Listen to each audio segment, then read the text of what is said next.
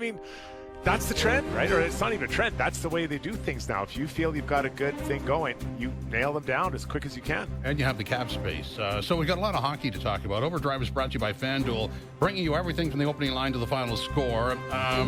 Where do we have here? 4:30. Mark Masters will stop by. He was at that. He can talk to us about the Austin Matthews stuff, which we'll get into very shortly. Fundraiser for a second hospital for Brampton yesterday, last night. So there's plenty to talk about there. We'll get into those clips in a matter of seconds. 4:45. We're going to play Yes Guy No Guy. 5:05. Keegan Matheson will stop by. Off day for the Blue Jays, but plenty to talk about. Leave It to Bieber, Sweet Baby Shane, whatever you want to go with. Goes tomorrow night for the Jays in Miami. And at 5:30, Nathan Rourke from the BC Lions will stop by, talk about the CFL. 6:05, David Naylor talking more football. And at 6:30, Mark Cicchino talking about golf. And just as we do that, CPKC is the event that's going on. And I'll refresh my page at some point and get the leaderboard. But it's really competitive. There was a 15-year-old Canadian amateur that was at the top of the leaderboard, tied the three ways a couple of, maybe a half hour ago. So we'll update that as we motor along. So let's get into the Austin Matthews clips. And some of these questions, we could loop them because they're not going to go away, right?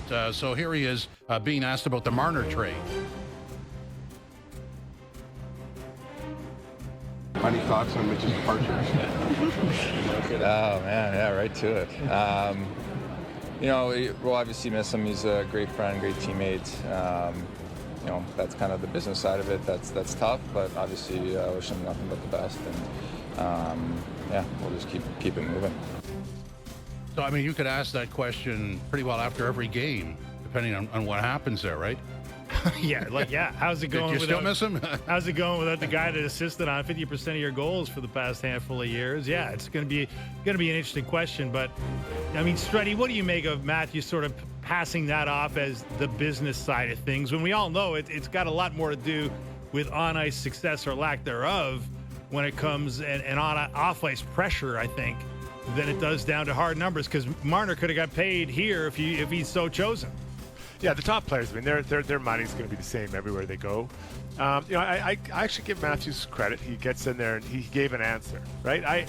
I'm guessing on the inside he's disappointed. You're not mad at your friend. You get it, because it could have been Matthews, right? At some point, this could have been Matthews leaving. I'm not suggesting he wants to leave, but that's the way it works. If things don't maybe go the way you want, or you're looking for a change for whatever reason, I think that you understand, but you're still disappointed. For Marner, I'm actually really excited. I've played in 2 Canadian markets. I've played in 3 American ones. There's a difference. There's a big difference. Attention, focus, and that's good and bad, right? When you're rolling and playing well, I mean, there's no better place than being in a Canadian city. When things aren't going well, or maybe whatever the team isn't going the way you want, you can hide easier in a U.S. market. So, for Marner, he's going down to a team that's been good since they've come in. It looks like he's going to play with Jack Eichel, who those two guys, someone's going to have to shoot the puck, I guess. But you know what? I think Fester, when I look at it, I think Matthews has to come out and say these types of things and just be upfront and say exactly, give clips so that eventually it will go away, because there'll be a new storyline for the Maple Leafs and the NHL at some point in here. Just, we're not there yet. Well, certainly if Matthews regains his scoring touch going back 2 seasons, that story dissipates really fast, doesn't it? Without a doubt. Yeah. You're the world's greatest goal scorer, which he's, got a real legitimate claim to being. You got to score more goals than he did last year, and we all know it was health-related, and he didn't give much of an answer when he was asked about his health, last night. But I guess we're going to find out when we watch him skate and watch him play very shortly how he's looking, because he didn't look like the Austin Matthews that we're used to for much of last year. Okay, so let's jump in here, Strutty, on let's burn through a couple of these Matthews clips, and then we'll talk about it. Here's Matthews on Leafs expectations this season. Feeling good. Yeah, obviously a lot of changes, but excited about the guys we brought in. Obviously excited about the guys that we have.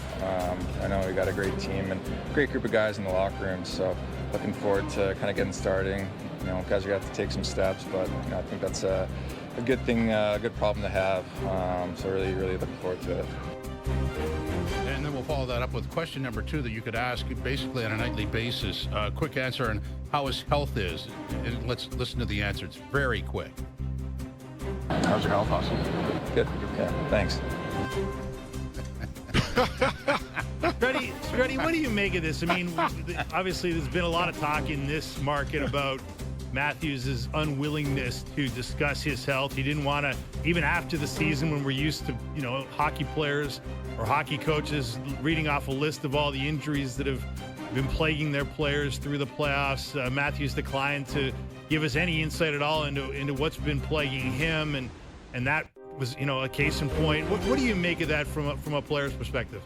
Well, I kind of like it a little bit as far as there's a bit of bravado attached to that. You're trying to pretend like you're Superman, right? Now the reality is there's no one who's Superman, and we're all gonna at some point get injured and get hurt. I think that you can, if you don't want to reveal the injury, say, listen, I was dealing with something, and there was a challenge. I expect after 4 months or whatever time they had off, 3 months, I'll be 100%, right? You can give it that way. You don't have to say exactly what happened, but I think we all know that when it comes to, the type of injury everyone seemed to think Matthews had, and the touch required to score at the level he did, as you've referenced their tats a couple years ago.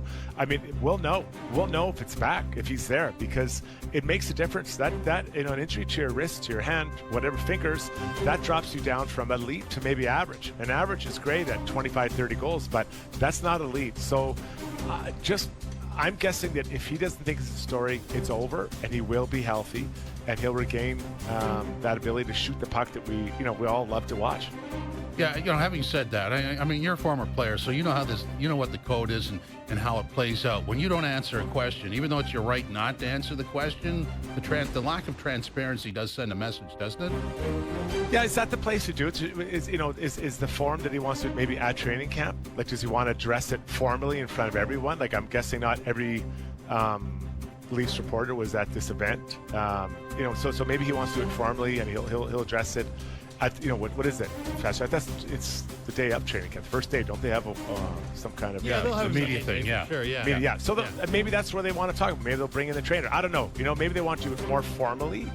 But I honestly, I'm guessing, guys, if he doesn't need to talk about it anymore, we're not going to have that. There won't be an issue. But then you look at like Connor McDavid. Remember the knee issue he had. There was no news. Then all of a sudden they dropped that documentary, and we're all like, "What the hell happened?" Like, we thought he was fine.